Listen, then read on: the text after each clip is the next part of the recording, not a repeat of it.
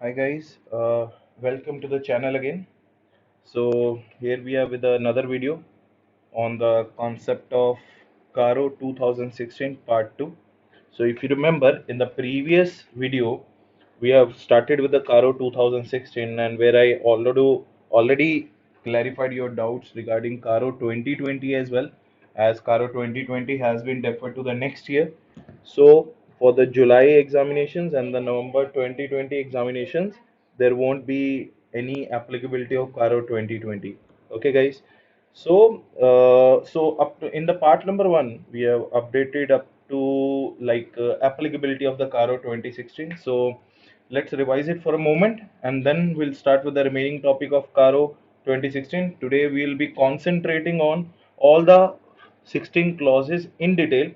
What the auditor has to report on those 16 clauses and what is his requirement to be reported on those 16 clauses. So without wasting the time, let us first revise what we have done yesterday.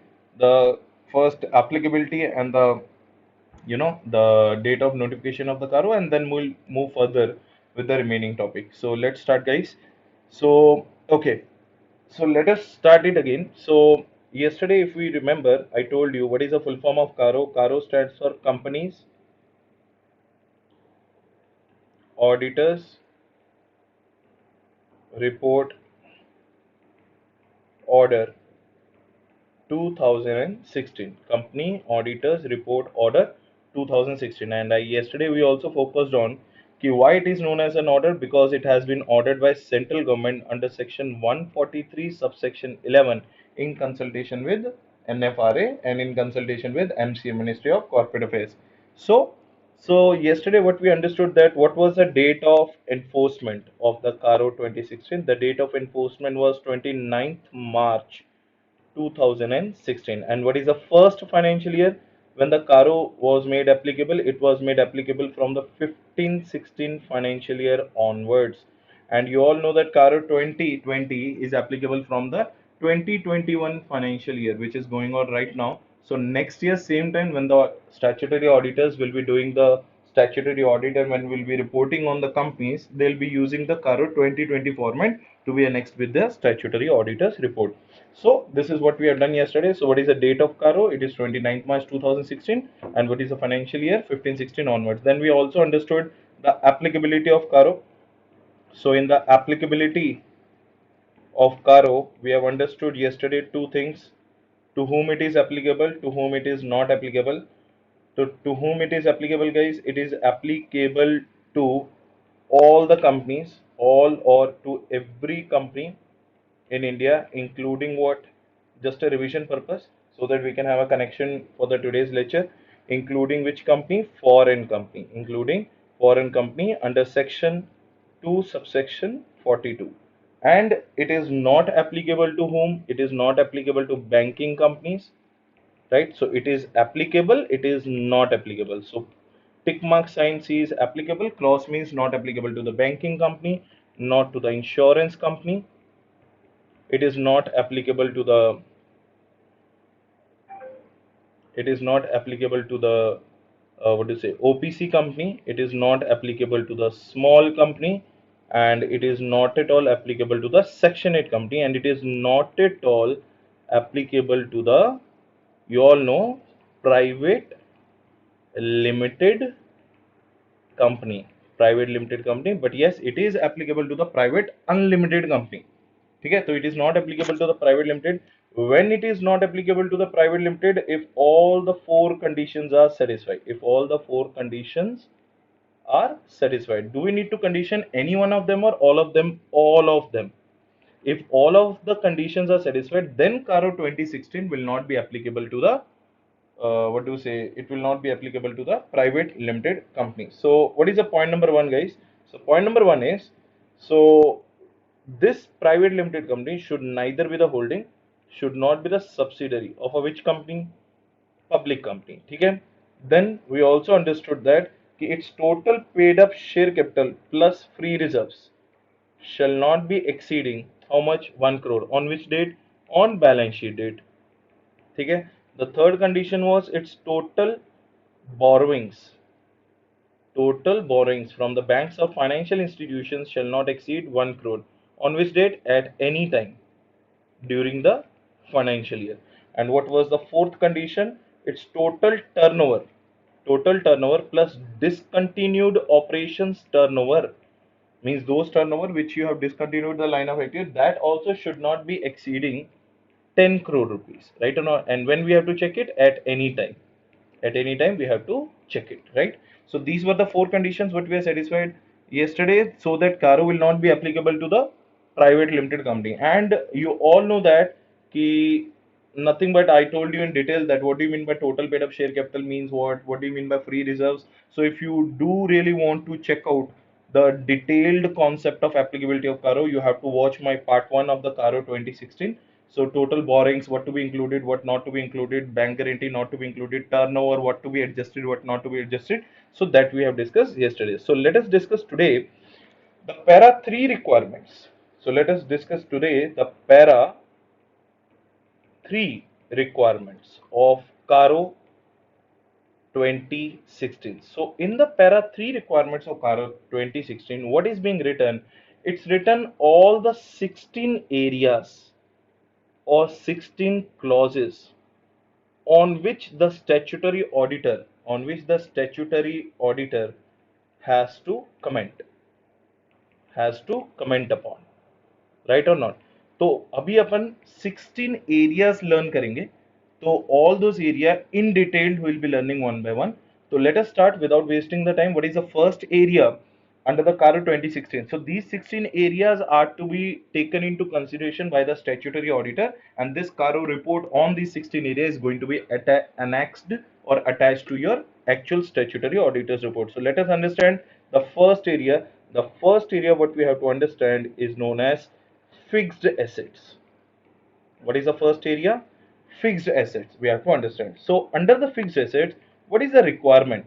The requirement under the fixed asset is very simple.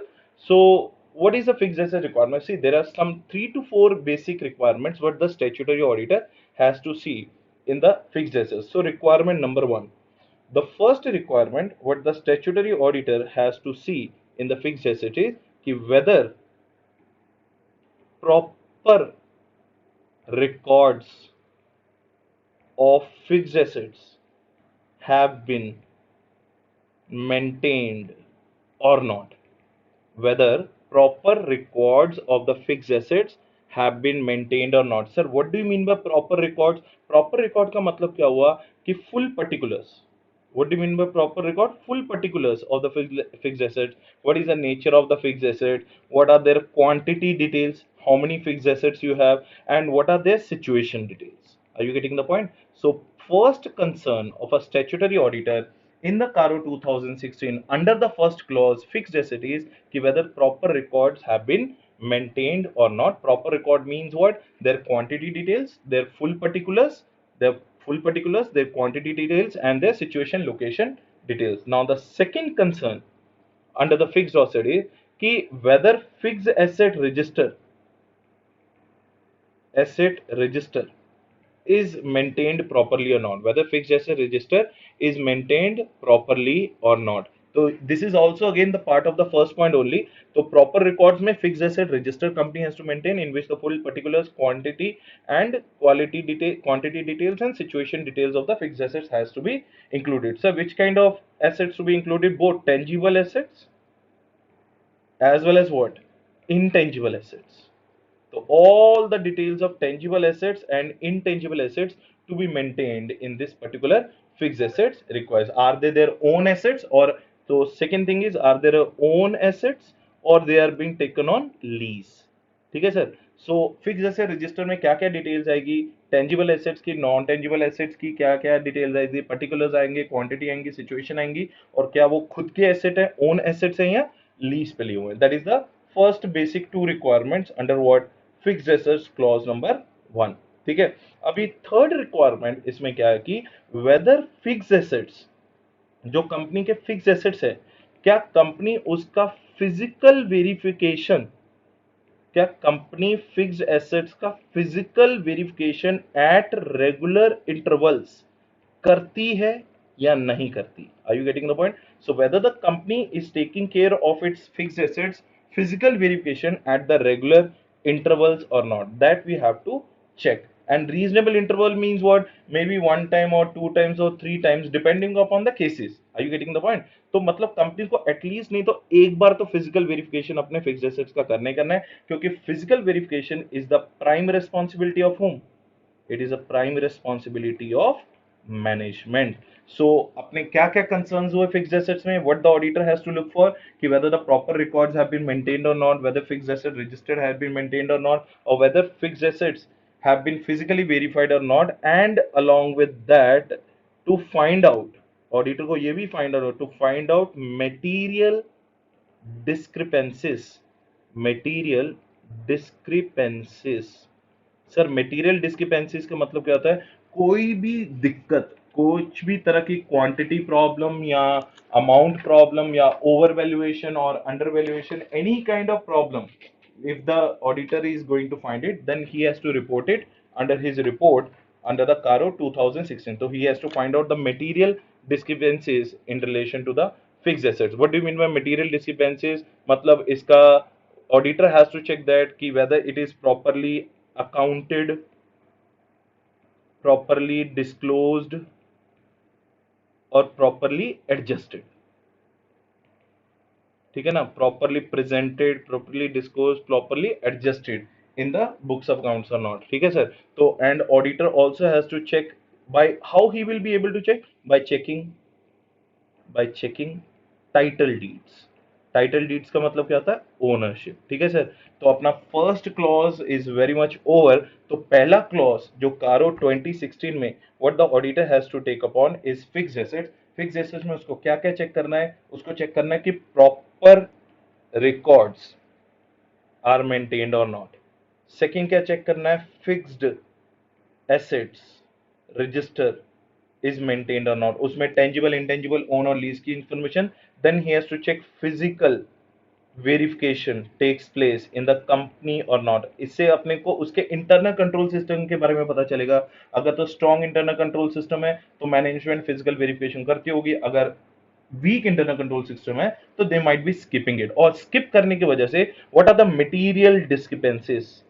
What are the material discrepancies he has to identify. तो ठीक है, तो अपना four things what we have to take care of in the fixed asset is proper records, fixed asset register is maintained or not, physical verification is being carried out or not, or what are the material discrepancies in relation to the fixed asset. So that brings an end to our clause number 1 on the, these are the areas on which the auditor has to report under the clause number 1 called fixed asset. फिर let us move to the clause number 2. तो अपना sir clause number 2 क्या है? What is our clause number 2? Clause number 2 is known as inventory clause. What is the clause number 2? Inventory clause. Sir, clause number 2 inventory clause का मतलब क्या है? Inventory clause में we have to understand that कि same thing, it is approximately as same as to the fixed assets only. तो इसमें भी there are some areas which we have to touch. So area number 1 is again physical verification of inventory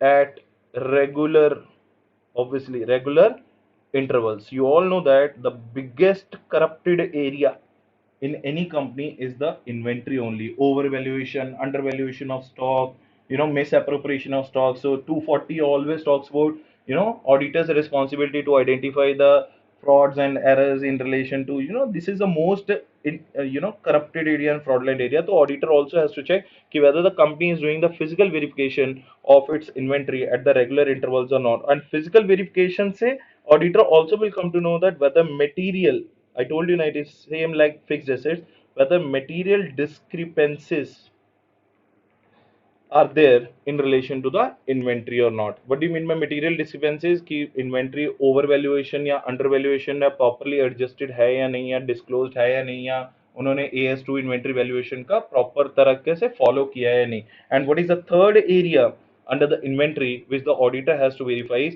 auditor has to check that whether proper books or records of inventory. तो same like fixed assets, तो यहाँ पे physical verification की भी बात होगी, material discrepancies की भी बात होगी, और प्रॉपर बुक्स और records of the inventory have been maintained or not. Are you getting the point? So these are the various three things again the auditor has to take care of when it comes to the inventory area. So what is the first area we are done with? We're done with fixed area. तो fixed assets में क्या क्या कर रहा है?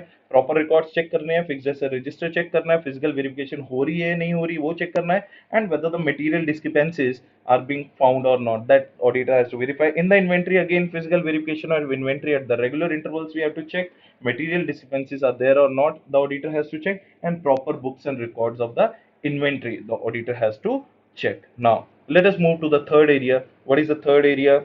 The third area is known as, very important area, loans granted.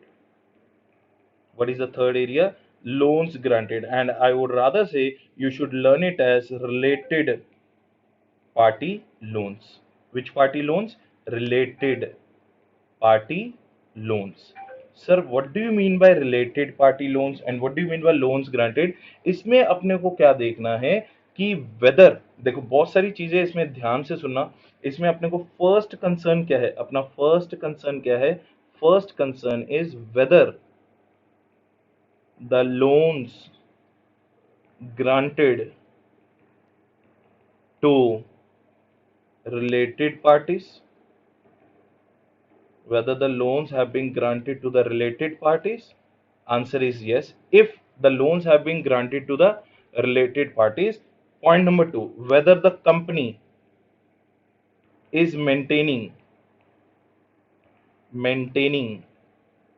189 section register or not. 189 section register, इसको register बोलते हैं. कौन से रजिस्टर? इसको बोलते हैं register of related party loans. So section number 189, register of related party loans, और it is also known as register of contracts and arrangements with the related party. तो वेदर कंपनी ये रजिस्टर मेंटेन करती है या नहीं, और weather loans related party को दिए या नहीं. कंसर्न नंबर थर्ड क्या है सर? कि what ever the loans granted to the related party means what? Holding subsidiary के बीच में लोन, होल्डिंग एसोसिएट के बीच में लोन, कंपनी डायरेक्टर के बीच में लोन. तो रिलेटेड पार्टी में मोस्टली प्रॉब्लम क्या आती है कि कंपनी में forgo the terms and condition in a regular manner. मतलब कंपनी क्या करती है, कई बार फेवरेबल टर्म्स एंड कंडीशंस में लोन देती है. जैसे मार्केट में if you will put that money in the bank FD you may earn 7 to 8%. Company ने अपने डायरेक्टर को लोन दिया 4% पे. So the difference is 3 to 4% of interest which the company is losing just because it has given the loan to its related party. तो main auditor का concern in the case of loan granted क्या है कि loans granted to the related party are those loans are secured और unsecured. कि जो हमने related party को लोन दिए हैं क्या वो सिक्योर्ड लोन्स है या अनसिक्योर्ड लोन्स है? समझ में आया? सो क्या तो उन्होंने कुछ सिक्योरिटी दी है लोन लेने के टाइम पे, और उन्होंने कोई सिक्योरिटी नहीं दी है. That is the next thing. उसके बाद फोर्थ थिंग अपने को क्या चेक करना है कि terms and conditions of such loans granted are true and fair और नॉट. ठीक है ना सर? अपने को चेक करना है कि terms and conditions of such loans granted are true and fair, और you can say that whether they were regular और नॉट. मतलब नॉर्मल मार्केट के जैसे at arm's length price, whether the terms and conditions were at arm's length price और not. तो इसका मतलब क्या होता है? Are they at arm's length price, are the terms and conditions are at arm's length price, और they were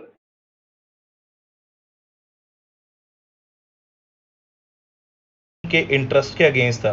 तो terms at arm's length price का मतलब क्या है कि जो मार्केट में रेट चल रहा है वही रेट पे हमने लोन दिया अपनी रिलेटेड पार्टीज को, और अगेंस्ट द कंपनीज इंटरेस्ट क्या है, मतलब फेवरेटिज्म में किया. Whether the loan has been given in a favoured manner और not. What is the fifth concern you have in the loans granted और रिलेटेड पार्टी लोन इज कि what is the schedule of payment, what is the schedule of repayment.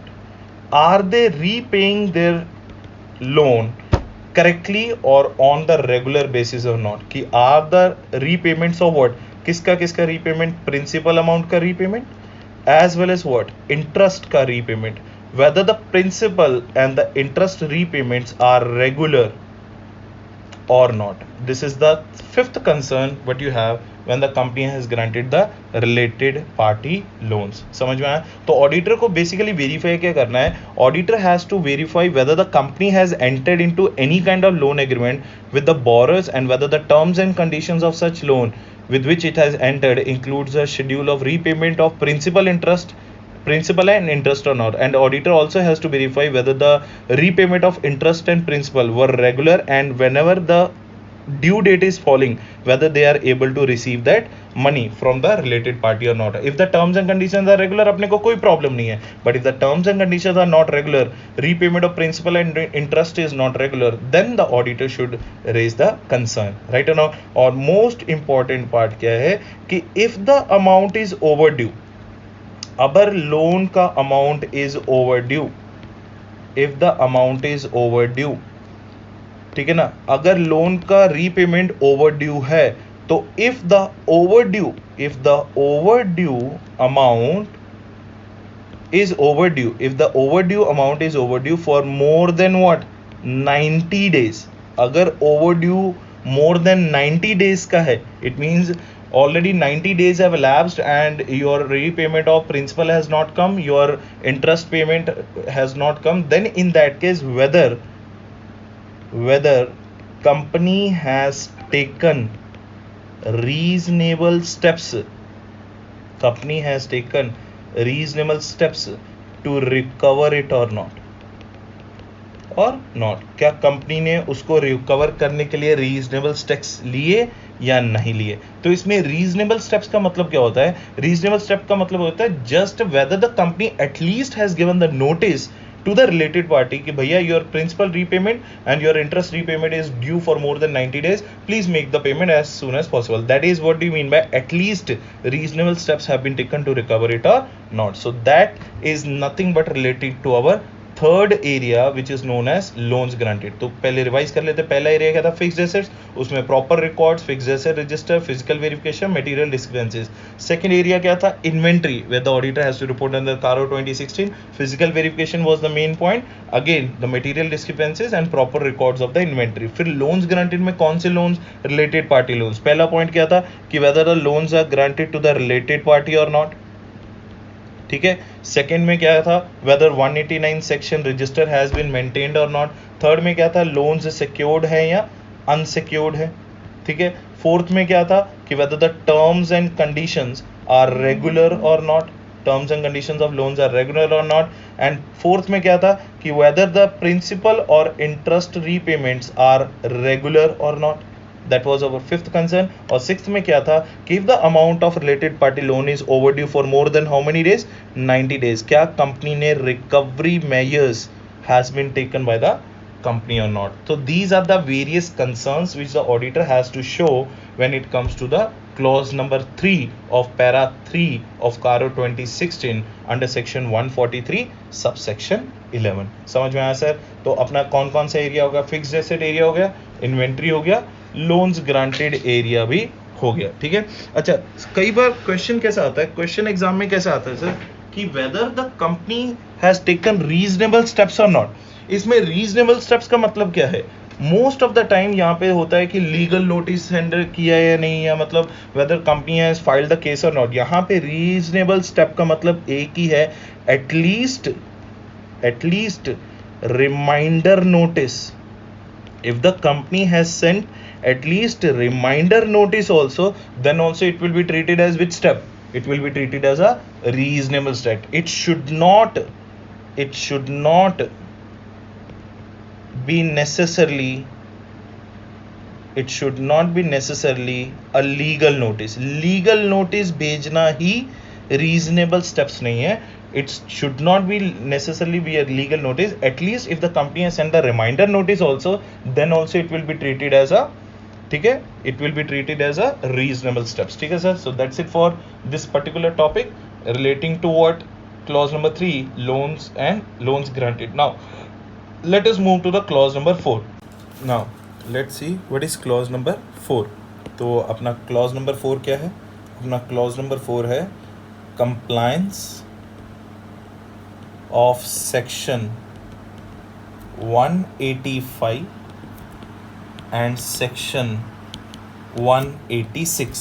मतलब if any company is involved in the requirements of section number 185 and involved in the requirement of section number 186, they must comply with those sections. Otherwise what will happen? Otherwise the Caro report 2016 में under the clause number 4 the auditor may give a modified opinion. So let us throw some light on what is section number 185, then we'll understand what do you mean by section number 186. ठीक है, उसके बाद after that only you will come to know that कि this is what the real meaning of this particular clause. तो section number 185 क्या है? 185 किसके बारे में बोलता है? वो बोलता है loan to directors. Loan to directors. Now what is 185 saying?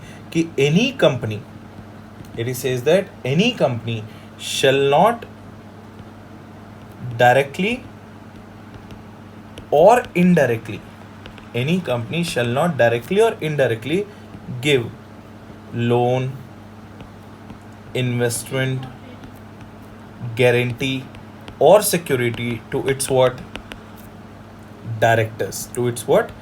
Directors. So that is what section number 185 is all about. So loan to the directors, वो सेक्शन क्या बोलता है कि कोई भी कंपनी अपने डायरेक्टर को डायरेक्टली या इनडायरेक्टली कोई कंपनी लोन नहीं देगी, इन्वेस्टमेंट नहीं देगी, गारंटी नहीं देगी, सिक्योरिटी नहीं देगी अपने डायरेक्टर्स को. ठीक है, अब यहाँ पे क्या बोला गया है कि बहुत बड़ी डेफिनेशन है, हु आर दीज डायरेक्टर्स. तो this directory definition is given as per section number 185. तो जल्दी जल्दी निपटा देते हैं कि कौन कौन से डायरेक्टर्स को company can't give the loan. So company can't give any loan to following. किसको किसको लोन कंपनी नहीं दे सकती? कौन कौन से directors are prohibited under section number 185. तो पहला है डायरेक्टर ऑफ लेंडिंग कंपनी, अपनी ही कंपनी के डायरेक्टर को. Point number 2, director of holding of lending company, तो अपनी होल्डिंग कंपनी के डायरेक्टर को भी you can't give the loan. Point number 3 क्या है? Relative of such director.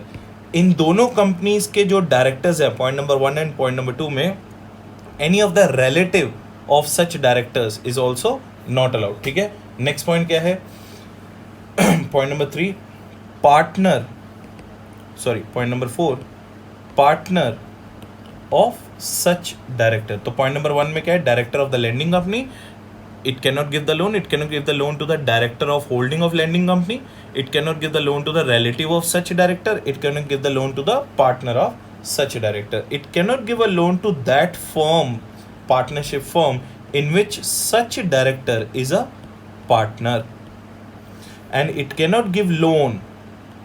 It cannot give loan. So this is point number 5. It cannot give loan. Now point number 6. It cannot give loan to such firm in which such director's relative is a partner. So point number 5, point number 6 समझ में आया? So company under section 185 cannot give a loan to such firm in which such director is a partner or director's relative is a partner. Point number 5 and point number 6. Point number 7 क्या है? It cannot give loan to any private limited company in which such director is either a director or member. मतलब तुम्हारी ही company का lending companies director is a director और member in a private limited company. To that private limited company also the company should not give the loan under section 185. Point number 8, it shall not give loan to such body corporate, BC stands for body corporate, in which such director or directors, अगर lending company का director और directors hold at least 25% of shares. If in that body corporate such director of the lending company or directors of that lending company are holding at least 25% of the shares, to that body corporate also it cannot give the loan. And the point number 9, to such body corporate in which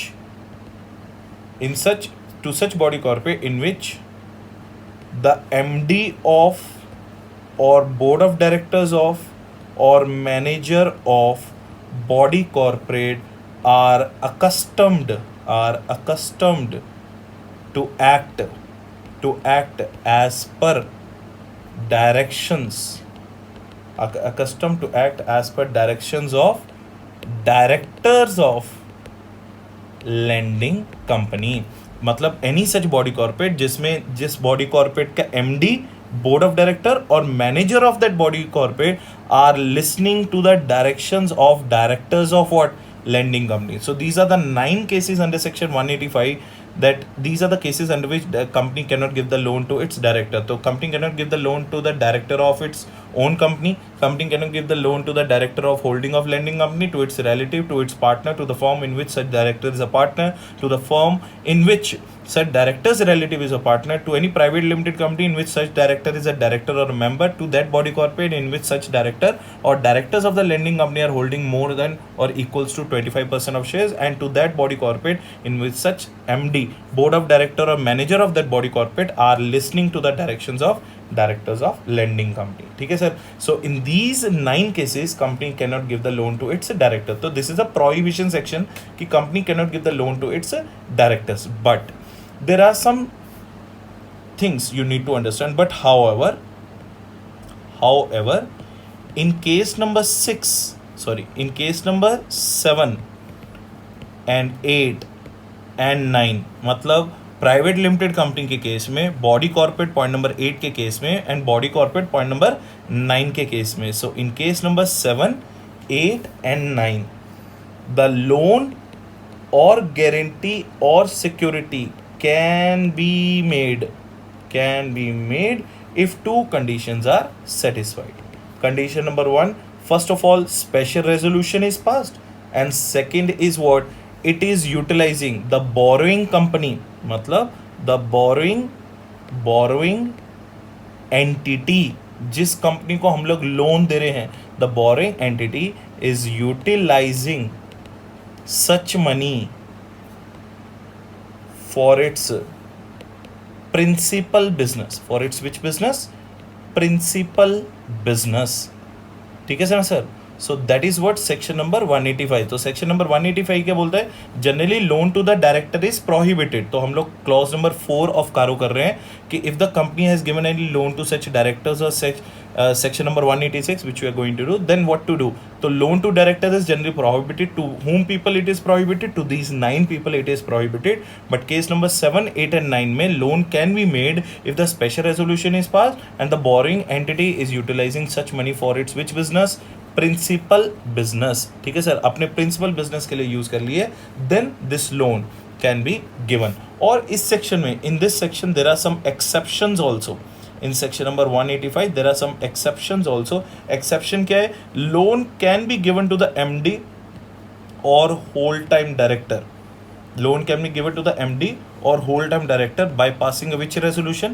Special resolution. Loan can be given in the ordinary course of business. In the ordinary course of business. So what do you mean by ordinary course of business? अगर company का business lending business है, if the company is into the lending business and as a lending business company you have given the loan, then it is known as ordinary course of business. Company is involved into the business activity of lending only, then it will not be treated as a loan under section 185. And next point is, if the loan is given to its wholly owned subsidiary. WOS का मतलब क्या होता है?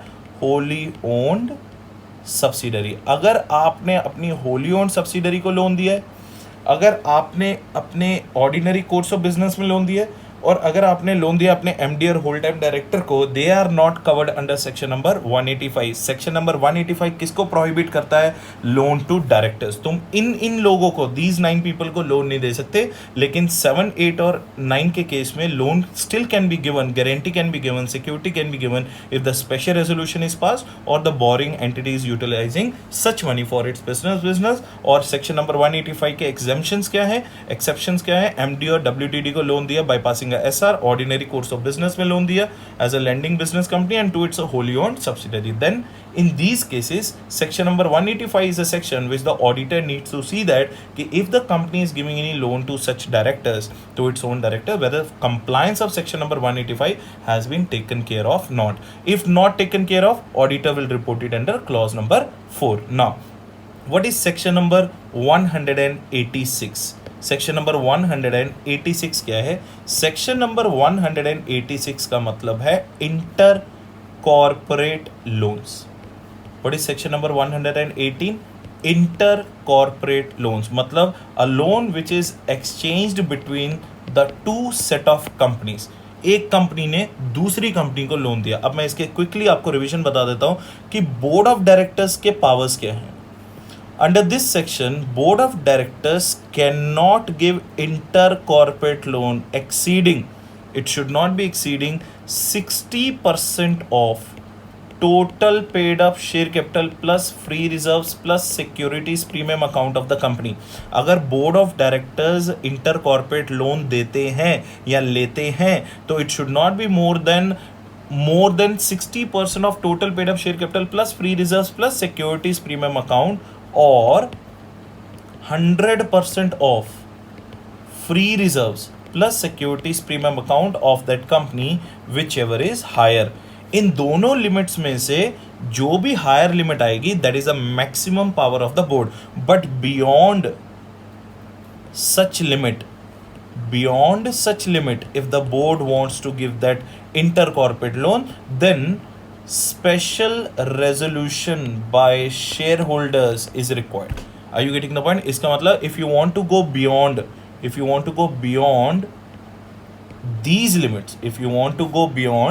these limits, then in that case which resolution is required? Special resolution is required. And if the company has complied with these particular provisions of section number 186 while giving the intercorporate loans, then the auditor does not have any problem in reporting. अगर company ने 186 section को follow नहीं किया, then in that case company auditor will have a problem and he will make sure that it will be reported under clause number 4 that there is a non-compliance of section number 186. समझ में आया sir? सो clause number 4 किसके बारे में था? Compliance of section number 185 and compliance of section number 186. 185 किसके बारे में बोलता है? लोन टू डायरेक्टर्स के बारे में. वो प्रोविजन मैंने आपको पूरा 185 बता दिया. एंड 186 किसके बारे में है? 186 किसके बारे में? इंटर कॉर्पोरेट लोन में. उसमें बोर्ड ऑफ डायरेक्टर्स की लिमिट बता दी. Inter corporate loan shall not be more than this of the limit. If they are trying to go beyond that, then they need to take a special resolution by their shareholders. ठीक है sir? If the compliance is done, no problem. If the non-compliance is there, auditor has to report it under clause number 4. तो let us move to the clause number 5. तो clause number 5 किसके बारे में है? clause number 5 है public deposits के बारे में. Sir what do you mean by public deposit? पहले तो section याद करो. section number 73 to 76 of Companies Act 2013. Now, if the company, अगर कोई कंपनी है, if the company has accepted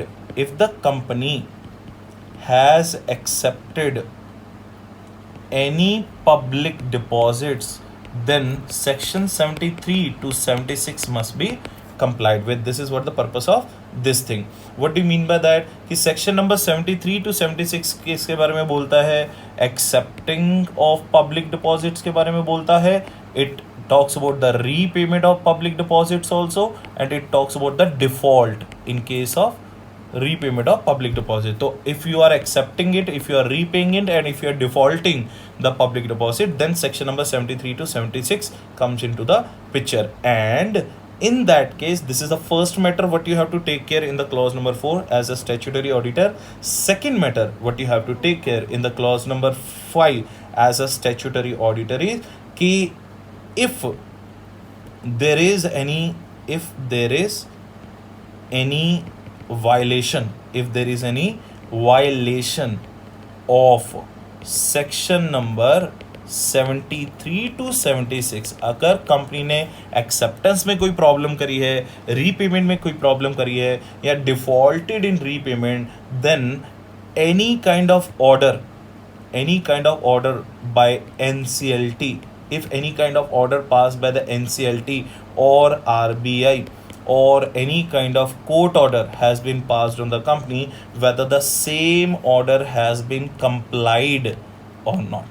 ठीक है, दो चीजें अपने को क्लॉज नंबर 5 में देखनी है कि कंपनी ने section number 73 to 76 of public deposits comply किया है या नहीं, which talks about accepting repayment and defaulting. And second thing what we have to understand कि अगर कंपनीज एक्ट में this section 73 to 76 has been violated and if any court order और NCLT order or RBI order has been passed by these authorities, whether the company has taken care of or complied with such orders or not. If not complied, then we have to report it under clause number 5 of the CARO 2016. So this is all about clause number 5, which talks about what?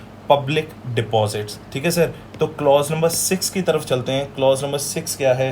Clause number 6 है maintenance of cost records. ये तुम्हें मैं बता दूं, this particular topic you will understand under section number 148. तो I will just brief on this section because this section is not required to be told here. We have a separate video on the section number 148. तो maintenance of cost records का मतलब क्या होता है? Those which are manufacturing companies, production companies, processing companies, assembling companies, mining companies and extraction companies. तो अगर आप extraction company हो, माइनिंग कंपनी हो, मैन्युफैक्चरिंग कंपनी हो, प्रोडक्शन कंपनी हो, प्रोसेसिंग कंपनी हो और अगर आप असेंबलिंग कंपनी हो, तो along with your books of accounts as per section number 128. So section number 128 talks about the books of accounts. अगर आपको ये कंपनीज हैं, if you are involved in these nature of activities as a company, तो along with your books of accounts as per section number 188 plus you have to maintain additional cost records also. You have to maintain additional cost records which are given as per CRA 1. So that is being covered under section number 148 subsection 1. So CRA 1 that will definitely understand in section number 148 when we'll talk about the cost audit. So normally what this clause is, if the auditor is an auditor of, you are an auditor or statutory auditor of any extraction, mining, manufacturing, production, processing, assembling company, so you have to check that their books of accounts as per section number 128 are already maintained. Additionally cost records they have to maintain as per CRA 1 specified form which is given under section number 148 subsection 1. If the company is not maintaining its cost records as per section number 148 subsection 1, then you have to report it under clause number 6 of CARO 2016. So let us move to the clause number 7. What is clause number 7? Clause number 7 talks about statutory dues. तो statutory dues में you have to understand that there are two things which are happening in this particular case. Statutory dues का मतलब क्या हो गया? All types of taxes like direct taxes, indirect taxes and all types of any kind of duties or cess. Whatever the types of taxes, duties and cess applicable on the company. Here are two concerns basically for a statutory auditor कि whether company is regular in payment of its statutory dues or not. Concern number 1. And second thing, if the statutory dues are due for more than 6 months from the end of the financial year, if it is statutory dues are outstanding or they are due for more than 6 months from the last day of financial year, मतलब तुम्हारा financial year खत्म हो गया and more than 6 months हो गए, that such statutory dues are in arrears. If they are due or they are in arrears, then these are the two basic concerns what the auditor has to take care of. So let's elaborate that.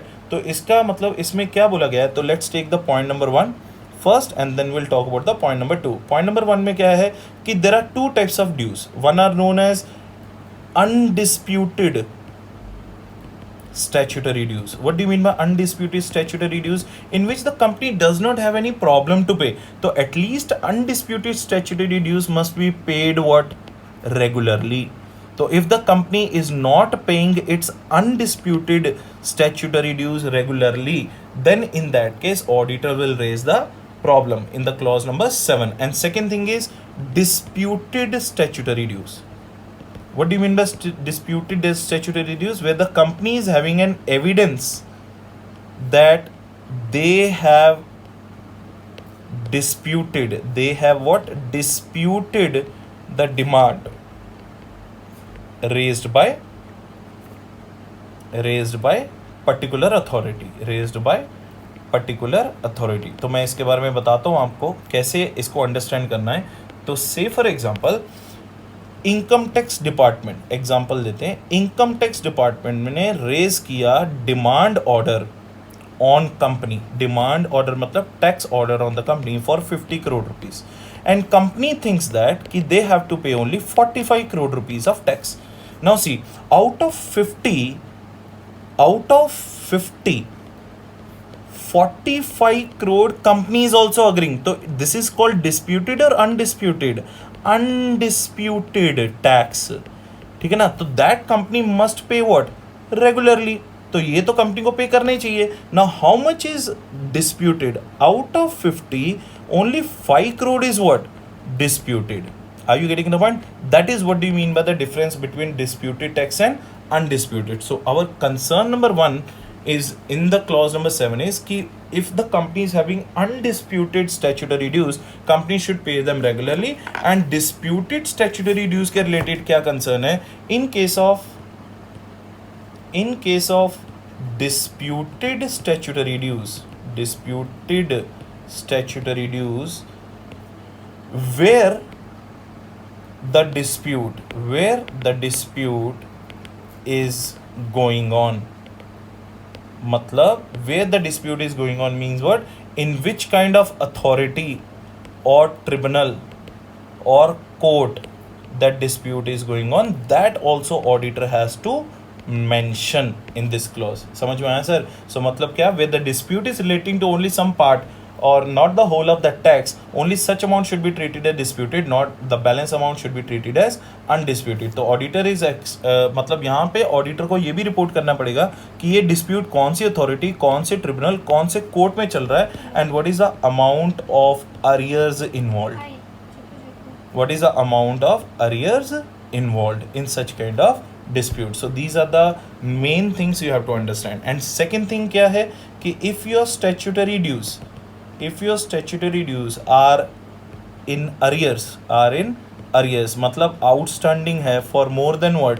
6 months, for more than 6 months from the end of what?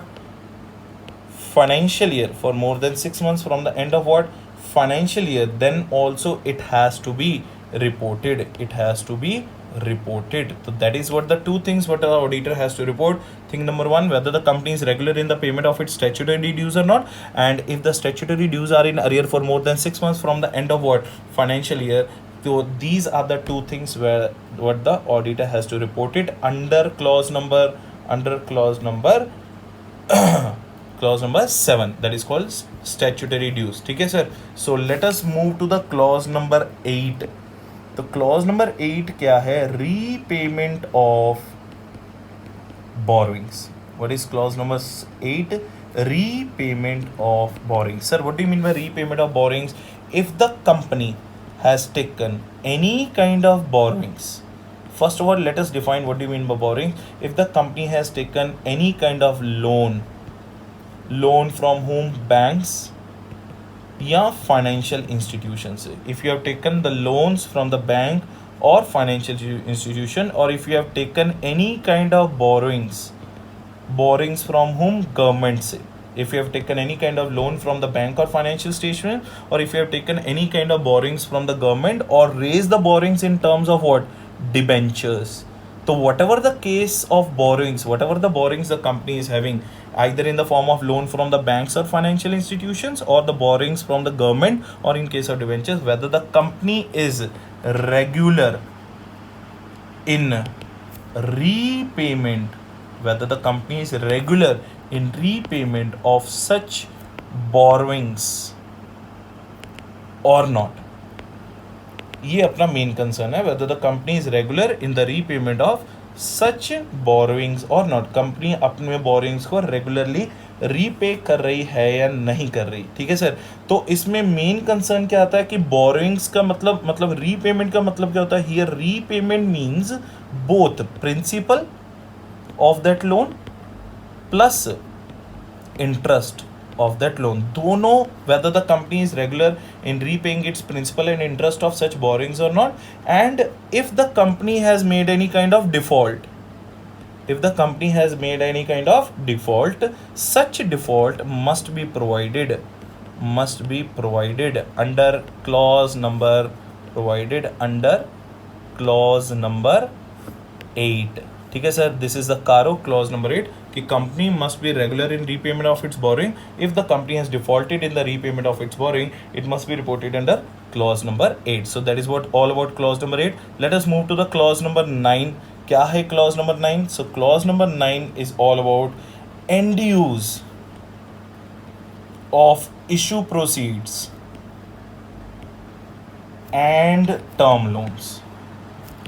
Sir इसमें दो तरह की बातें होंगी. In this topic what we are going to understand, first will understand what do you mean by issue proceeds. If the company has raised any money, company ने market से पैसा उठाया, if the company has raised any money via IPO और FPO. मतलब IPO FPO का मतलब क्या होता है? By issue of what? Securities to the public. If the company has raised any money via IPO और एफपीओ, और if the company has raised any kind of loan which loan? Term loan from the lenders, means banks and financial institution. तो main idea in this clause is whether the end use मतलब इसका ultimately use कहां पे हो रहा है. Whether the end use or application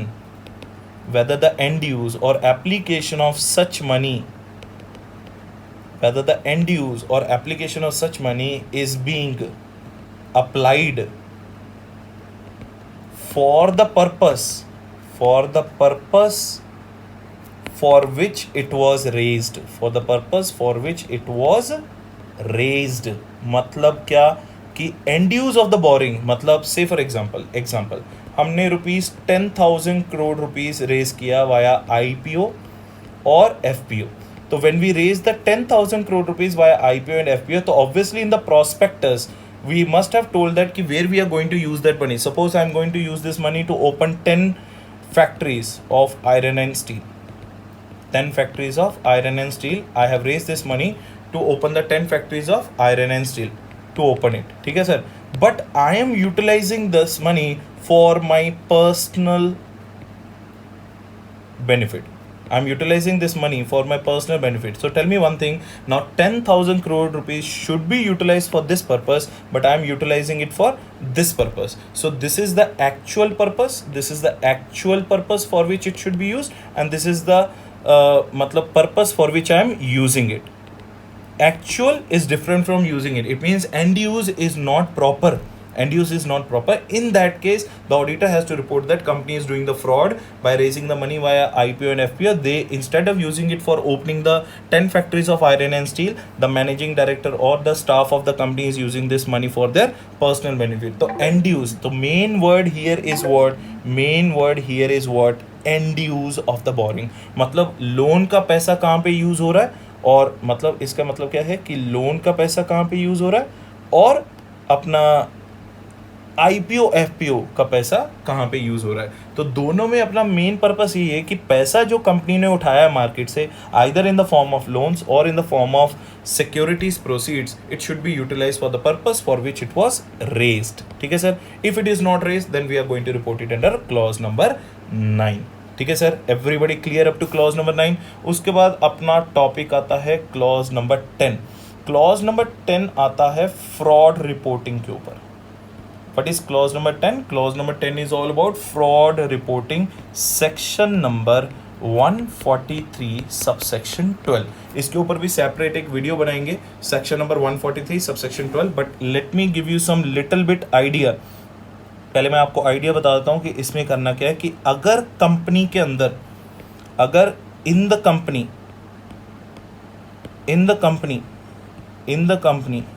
और on the company,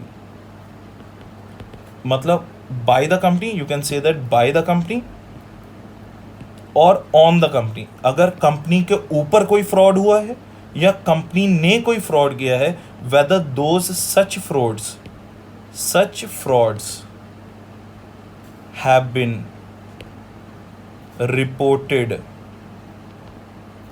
by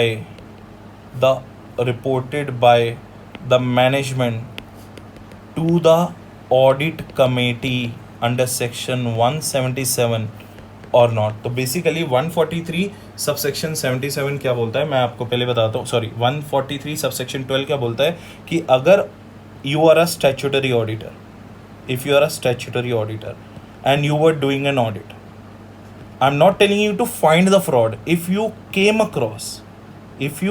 across, not finding the fraud, you are not going to behave like a bloodhound dog. If you are a statutory auditor, you were doing your audit, and while doing your audit you came across any kind of fraud or any kind of misstatement or misrepresentation, then it is your responsibility that you should report it to central government within 60 days. You have the duty to report the fraud to the central government within 60 days. But in this particular section, no one is telling the auditor to behave like a bloodhound dog. तुम्हें fraud को find out नहीं करना है. If you come across any such kind of fraud, you have to report it to the central government within 60 days. So in that case, you have to understand one thing. If auditor while doing the audit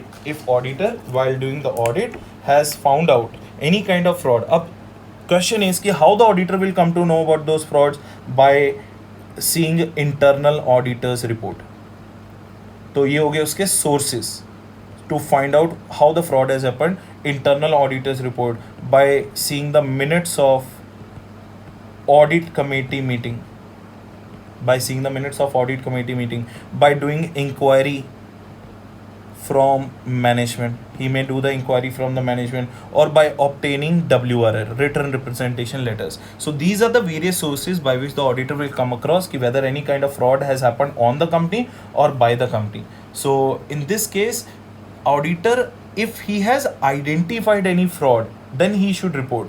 In this case, we are not telling the auditor to find out the fraud. So what is the scope of a statutory auditor in this clause is, we are not telling statutory auditor, listen to this carefully, we are not telling to discover the fraud. We are not telling statutory auditor to find out the fraud. The clause does not require the auditor to discover such fraud. The scope under this clause is only restricted to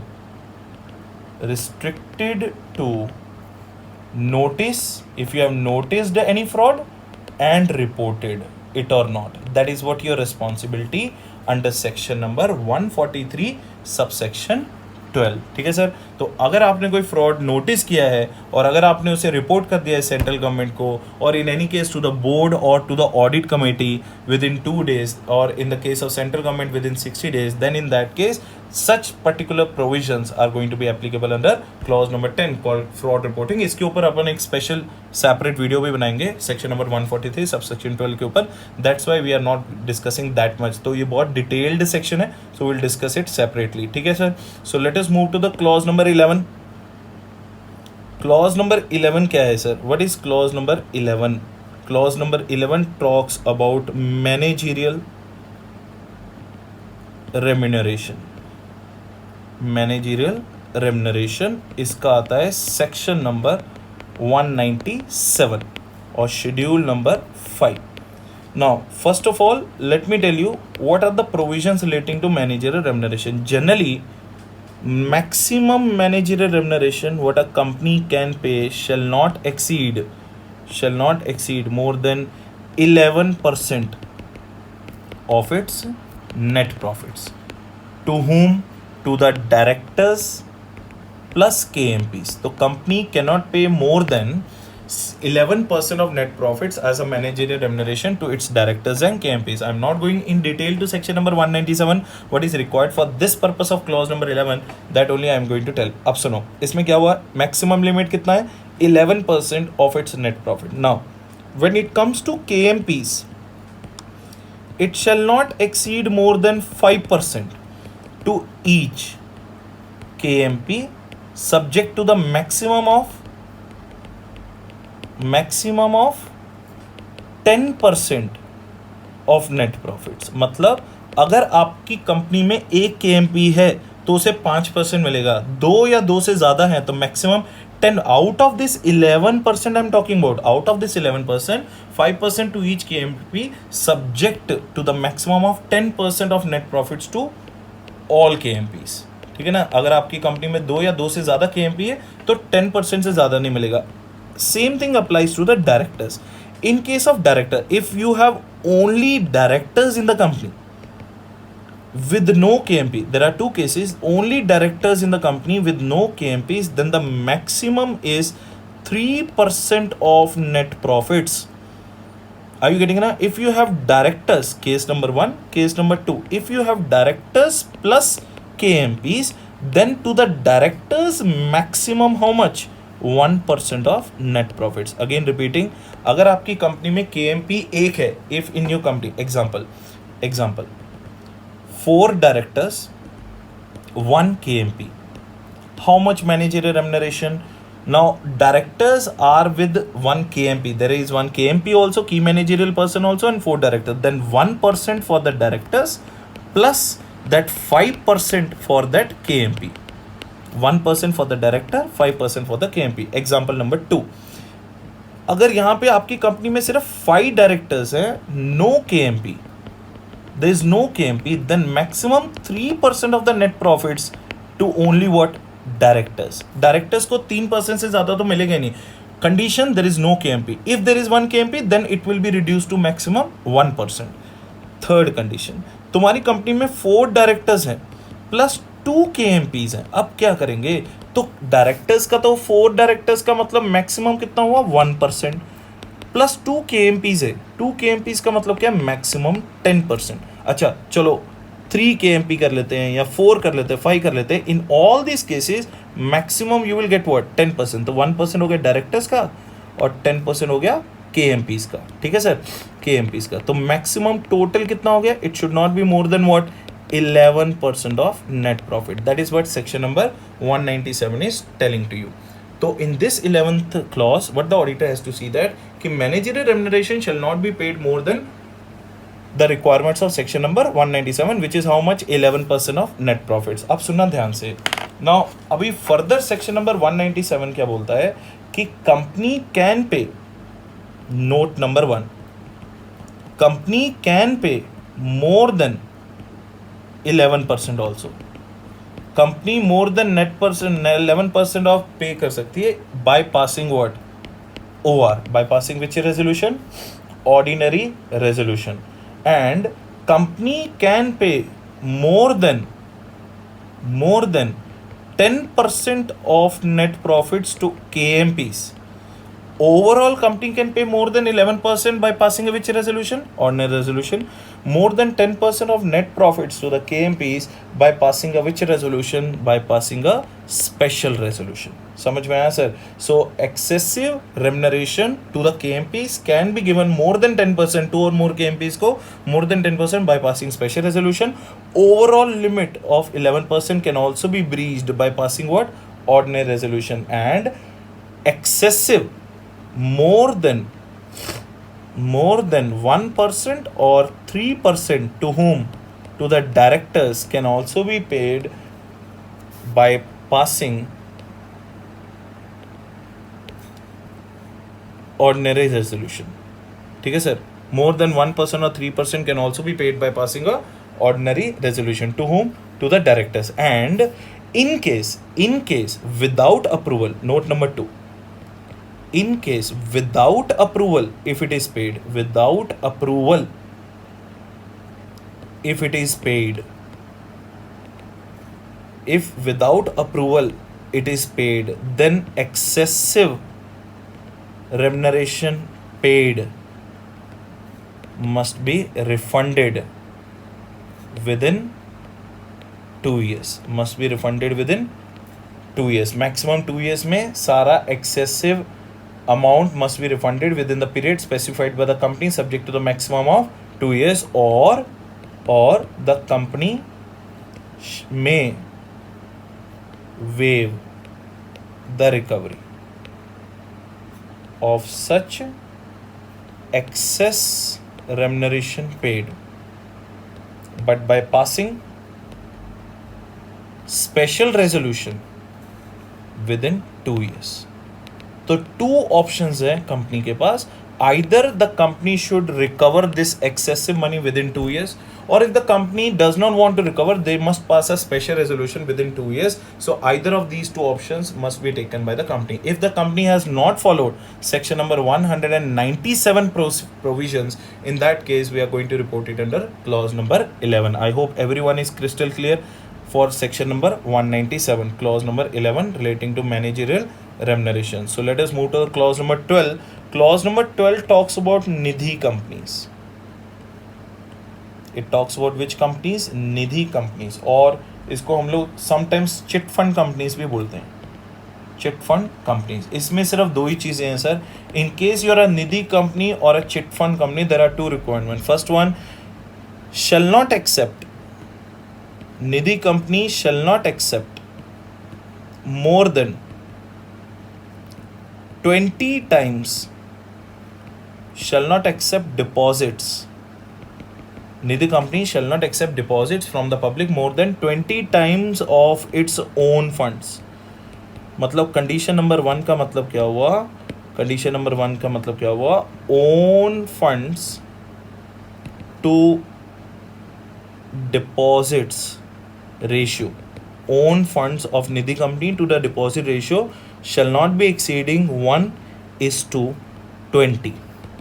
मतलब you can accept maximum 20 times of its own funds. A Nidhi company can accept maximum 20 times its own funds as a deposit from the public. So example, अगर निधि company की capital है 10 crore rupees, तो maximum 20 times मतलब 200 crores of deposits this Nidhi company can accept it, not more than 200 crores. मतलब ये हो गया own funds of Nidhi company और ये हो गया deposits of the Nidhi company. तो देख लो, own funds is 10 crores means 1 into 20 times is 200 crore rupees of deposit this Nidhi company can accept it. This is the point number 1 what we have to see in case of what Nidhi companies. Second point number 2, in case of Nidhi company, Nidhi company shall always maintain 10% of its total assets, 10% of its total assets in a which form? Liquid form. So minimum 10% of its total assets must be prepared or must be kept in a which form? Liquid form. Liquid form means what? Cash or cash equivalents. If the Nidhi company is able to satisfy these two conditions, then the auditor does not have any problem to report it under clause number 12. अगर निधि company ने ये ratio को defeat किया और the Nidhi company has not maintained 10% of its total assets in the form of which form? Liquid form, then in that case it will be reported under clause number 12. That is what the auditor has to see in the clause number 12. Then let's move to the clause number 13. Clause number 13 is all about compliance of section 188 and 177. देखो, in the point number 4, if you remember, in the clause number 4 we have talked about what? We have talked about compliance of section 185 and 186, and in point number 13, in the clause number 13 we are talking about section number 188 and 177. पहले मैं 188 बताता हूँ, related party transactions, और second क्या है? Audit committee. अब सुन लो, if the company, now what is this provision? If the company is doing any related party transactions, sir related party transaction का मतलब होता है any supply, any purchase, any sale, any avail. So availing of services, supplying of services, purchase of goods, sale of goods, purchase or sale of property, any kind of related party transactions with your what? Related party. Sir वो related party की definition के लिए you have to read section number 188, ये बहुत बड़ी definition है related party की। So if the company is doing any related party transaction with its related party at arm's length price, at which price, arm's length price, then there is no problem. No problem means what, arm length price का मतलब क्या होता है, market price पे।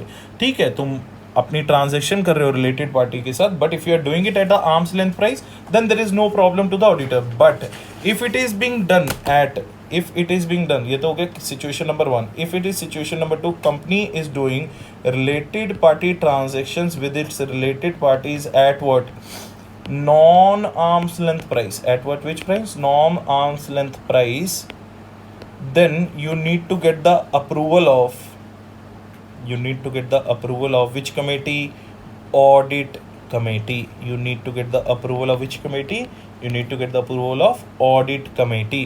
तो अभी मैं तुम्हें एक डिटेल्ड में बता देता हूँ। बेसिकली रिलेटेड पार्टी सेक्शन 188 किसके बारे में बोलता है, 188 बोलता है कि अगर कंपनी रिलेटेड पार्टी ट्रांजेक्शन करती है विद इट्स रिलेटेड पार्टीज तो बोर्ड ऑफ डायरेक्टर्स अप्रूवल चाहिए प्लस ऑडिट कमेटी अप्रूवल भी चाहिए।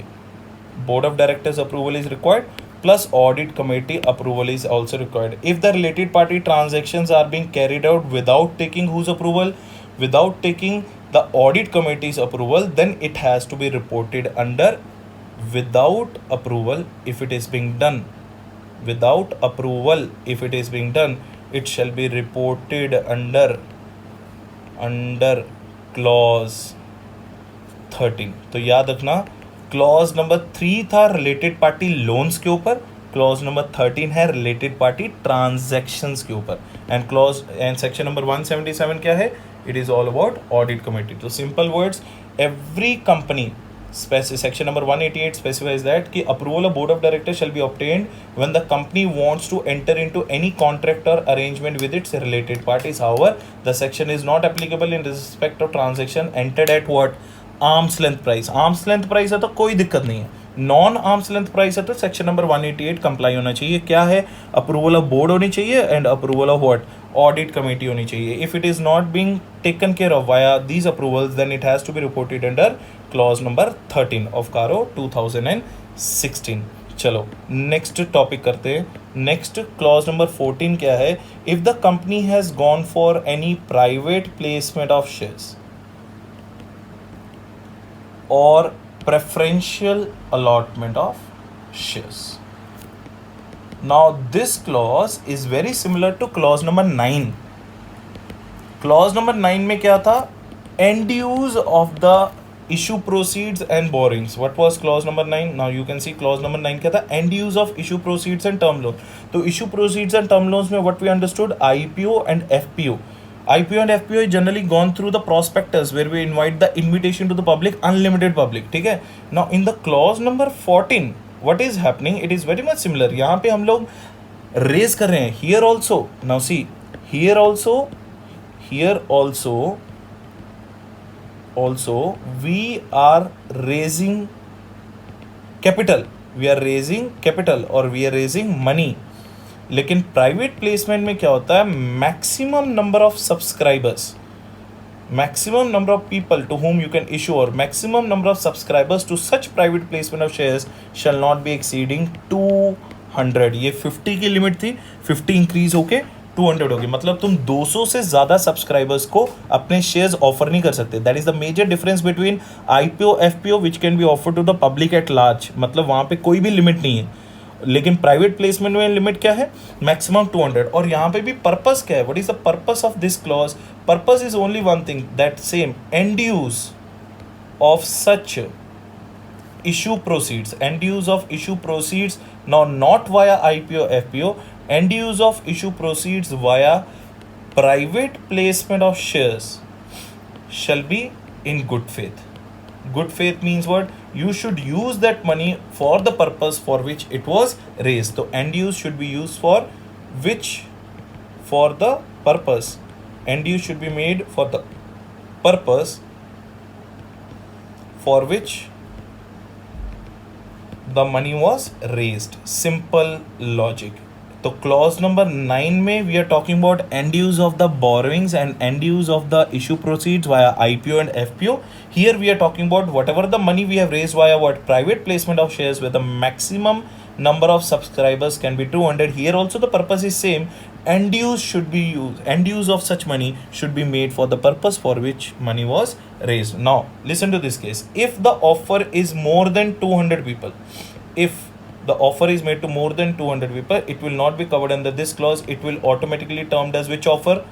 Public offer. ये याद रखना, क्योंकि मैक्सिमम प्राइवेट प्लेसमेंट में maximum allowed is 200 subscribers.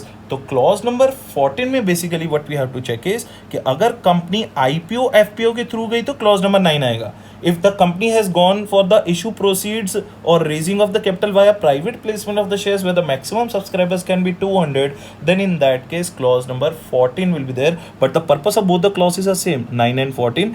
Issue proceeds, the end use of such issue proceeds should be utilized for the purpose for which the money was raised. अगर आपने किसी और पर्पस के लिए उस पैसे को यूज किया, then the auditor is not happy with you. Auditor will report you under clause number 14. That is as simple as that. So let us wind up this topic with the last two clauses. 15 clause. What is 15 clause? Non-cash transactions. Non-cash transactions with directors. Non cash transaction with director. तो मैंने आपको private placement का section नहीं बताया, तो section number 42 must be complied here, and non-cash transaction with directors section number 192 must be complied with. अब सुनो section number 192 क्या बोलता है. section number 192 एक ही चीज बोलता है, if the company is doing any non-cash transaction with director, non-cash transaction with director, point number 1, and point number 2, if the director is doing any non-cash transaction with company. मतलब ये दोनों के ऊपर applicable है, vice versa. Now example, company is buying property from director for other than cash. मतलब उन्होंने director से property purchase करी, but to the director whatever the consideration they have not paid it in cash, it was paid. तो consideration was what? Other than cash. और vice versa क्या है? If the director has bought any property from now what? From company for a consideration other than cash. So if the consideration involved is other than cash, that is why the section name is what? Non-cash transactions with what? Directors. Either company made any transaction with the director or director made any non-cash transaction with the company. In that case, section number 192 must be complied with. If the Companies Act section number 192 has not been complied by the company, then the auditor will report this issue under clause number 15. Are you getting the point? So in the clause number 15, the clause this particular issue will be reported. ठीक है sir. तो याद रखना ये दोनों तरफ से है, कंपनी विद द डायरेक्टर और director with the company. So let us proceed with the last clause. क्या है लास्ट क्लॉज? Clause number 16. वो क्या है? NBFC's registration with RBI. It's a very simple clause, मैं तुम्हें बताता हूँ. Basically NBFC stands for what? Non banking finance companies. ये जो नॉन बैंकिंग फाइनेंसिंग कंपनीज होती हैं, they must get their certificate of registration from whom? RBI. इनको भी बैंक के जैसे like the banks, this NBFCs also must operate their business activities only after obtaining certificate of registration. Like a company needs a certificate of incorporation, NBFC needs a certificate of registration from whom? From the RBI. Now this is what? This is section number 45. Section number 45 IA of RBI Act 1934. ये section number 45 IA of RBI Act 1934 क्या बोलता है कि any NBFC if they want to operate their business operations or activities, if they want to operate their business operations or activities, first they need to obtain certificate of registration from whom? RBI. After getting the certificate of registration from RBI, then only they can operate their business activities. If such NBFC is operating business activity without obtaining certificate of registration with RBI, then the auditor must report it under clause number 16. समझ में आया? So with that, I hope I made you understand all the 16 clauses. तो अभी अपन small time में revision करेंगे, ठीक है? उससे पहले I would like to tell you what is para number 4. तो हमने ये किया था para number 3. What we started today is the para number 3, where we understood everything about what 16 clauses to be reported. वो किसके अंदर था? para number 3 के अंदर था. अभी now we are going to understand. You can see guys here, it was para number 3, 16 clauses. अभी अपन para number 4. Para number 4 क्या होता है? Para number 4 is all about what? Opinion para. इसे हम लोग क्या बोलते हैं? ओपिनियन पैरा ऑफ कारो रिपोर्ट अंडर 2016. ठीक है sir? Opinion para under CARO 2016 में बेसिकली क्या है? In this case what we have to understand, there are two situations. So what are the two situations? Situation number 1. Now, if the auditor has given any unfavorable comment on any of the above 16 clauses, or if he has given any qualified opinion, then in both the cases he has to mention what? Reasons. Like what we do in the normal statutory report, we mention the reasons for giving the unfavorable comment or for giving the qualified opinion. So again repeating, if the auditor report under CARO 2016 is giving any unfavorable comment or qualified report, then the auditor shall state the reasons for such unfavorable or qualified answer as the case may be. Second thing is, if the auditor is unable to express any opinion in any particular area. अगर मान लो auditor is unable to express any opinion in any particular area, say for example he is unable to express an opinion on area number 11, managerial remuneration. Suppose he did not get the evidence कि whether the company has paid the managerial remuneration more than compliance of section number 197 or not. So if the auditor is unable to express any opinion in any particular area, then also he shall indicate